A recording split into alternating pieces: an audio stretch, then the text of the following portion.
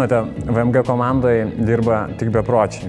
Aš žinau vieną personą, aš ją galėčiau išdidžiai pavadinti ikona, kurią aš labai mačiau savo komandai. Ir turbūt neradau geresnio būdo, kaip tas žmogus galėtų įsilieti į mūsų komandą, kaip tapti vienu iš mūsų leidinio vyriausiojo redaktorių. Aš manau, kad Agnė yra tas žmogus, kurios arba nekenčia, arba labai mėgsta. Aš manau, kad ir Ikona bus tas žurnalas, kurį arba labai mėgsite, arba nekęsite. Ikona man kasdieniška moteris, kuri nori daugiau. Yra vasara, todėl daugiau laisvalaikio, daugiau sąmoningos motinystės, daugiau gardaus maisto, gero sekso, darnios šeimos. Apskritai, ikona tai yra žodis. Yra skulptūra, tai būtent ir įsivaizduoju tokią moterį ikoną, kur yra tobulybė. Tai ji neturi atitikti kažkokių šablonų ar standartų, bet ji yra tobula tuo, kad ji pasitikė savimi, tiki savimi, žino, ko nori iš gyvenimo. Man ikona yra tas, kas labai kieta, faina, modernu, šiuolaikiška. Tai aišku, kiekvienam yra skirtinga, bet ikona tai yra cool, kas yra dabartis. Ikona tai yra moteris, kuri žino, ko nori ir kuri siekia, ko nori.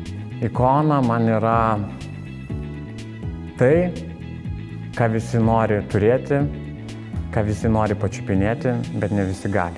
Ikona skirta visoms moterims. Jis skirta ir namų šeimininkiai, jis skirta ir verslininkiai, jis skirta vadoviai, jis skirta šokėjai, aktoriai, jis skirta pardavėjai, jis skirta moteriai, kuri nori gražesnio gyvenimo. Dirbti su ikonos projektu buvo didžiulis iššūkis.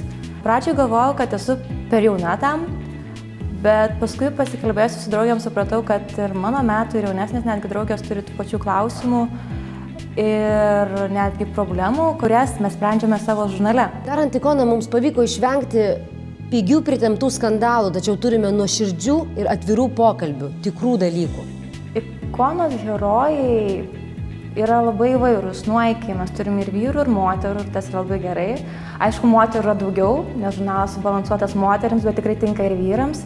Mes Lietuvoje turime labai daug moterų ikonų, bet kai kurios yra ypatingai charizmatiškos ir viena iš jų yra Agnė Jagelavičiūtė. Agnė Jagelavičiūtė, jinai mane girdi, yra žmogus, kurią galima vadinti ikona. Aš norėčiau būti ikona, aš darau viską, kad tokia būčiau. Praeiksi lapais. Reklamos kūrimo procesas nėra toksai lengvas, kaip gali pasirodyti iš anksto. Ir galutinis rezultatas reikalauja tikrai žiauriai daug pastangų. Būna, kad fotografuojant maistą mes pirmai jį suvalgom, paskui tenka gaminti iš naujo. Kartais vidury žiemos mes ieškome žalios žolės ir žydinčių gėlių, bet mes visą tai gaunam. Ikonos dizainas yra, netgi aš nežinau, analogo iš tiesų jokio žurnalo Komnis yra unikalus, nes buvo peržiūrėtos šimtai moterų rankinių, knystasi jų viduje, žiūrimi daiktai, kokie naudojami šriftai, kokie paliekami moterų rašteliai, kokios paimamos vyrų vizitinės kortelės ir visas tas jaukus moteriškas kratinys buvo sujungtas į vieną gražų 260 puslapių leidinį, kurio pavadinimas Ikona. Aš labai džiaugiuosi, kad Ikona startuoja būtent tokia ryški, raudona ir ikoniška. Tokia, kokia yra mūsų visa komanda. Kukulė, tik čia, Kukulė, tik čia. Ar ikona turės tęsinį? Žinoma. Žinoma, kad bus. Kiek ikonoje yra puslapių? Niekas nežino. Niekur tu dar nežinai iki galo, atvirai pasakius.